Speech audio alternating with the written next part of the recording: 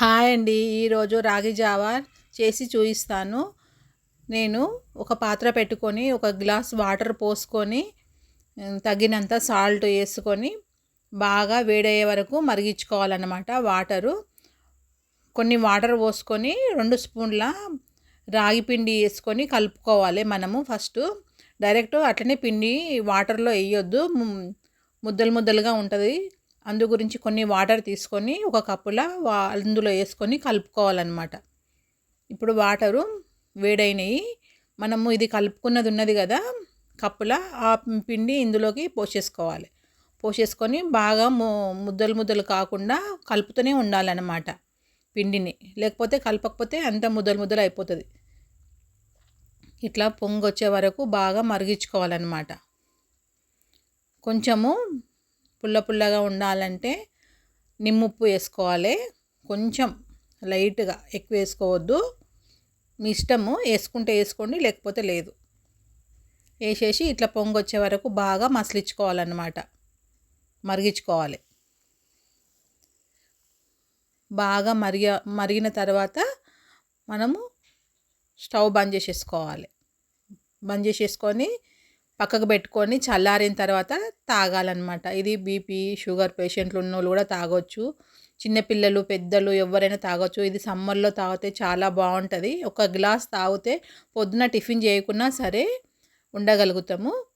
చూడండి, రాగి జావా ఇప్పుడు రెడీ అయిపోయింది. ఒకసారి మీరు కూడా ట్రై చేసి చూడండి. ఇప్పుడు ఔషధ గింజల పొడి చేసుకుందాము. కారం పొడి.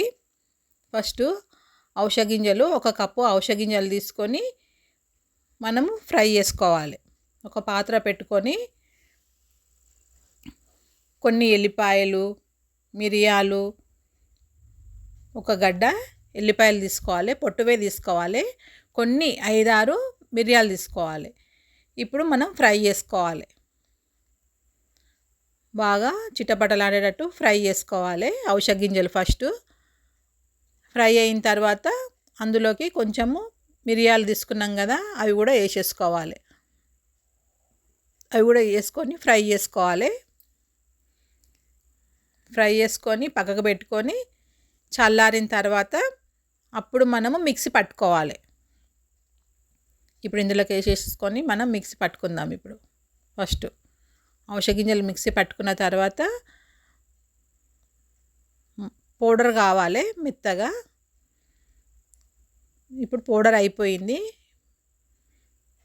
పౌడర్ అయిన తర్వాత మళ్ళీ మనము అందులోకి కలుపుకోవాలి. కలుపుకున్న తర్వాత ఇది వేడివేడి అన్నంలోకి తింటే బాగుంటుంది. ఎల్లిపాయలన్నీ వేసేసుకోవాలి. ఇప్పుడు ఆ పొట్టుతోనే వేసుకోవాలి, పొట్టు తీయొద్దు. కొలెస్ట్రాల్ ఉన్నోళ్ళు తింటే కూడా బాగుంటుంది.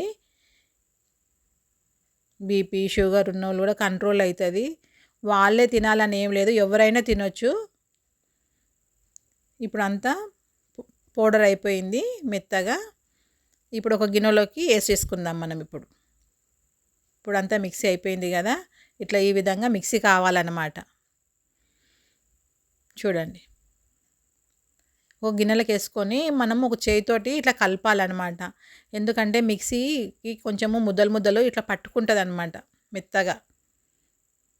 మనం ఇట్లా అంతా పౌడర్ చేసుకోవాలి, అంతా విడదీసుకోవాలి. విడదీసుకున్న తర్వాత ఒక 2 స్పూన్ల కారం, తగినంత సాల్ట్ ఔషధ గింజల పొడిలో వేసేసుకొని కలుపుకోవాలి మొత్తం. ఇది వేడివేడి అన్నంలో తింటే బాగుంటుంది. చూడండి, ఒకసారి మీరు కూడా ట్రై చేసి చూడండి. ఏ విధంగా వస్తుందో కామెంట్ బాక్స్లో కామెంట్ చేయండి. చాలా సింపుల్గానండి, ఎక్కువ ఏం పట్టదు ఇందులో.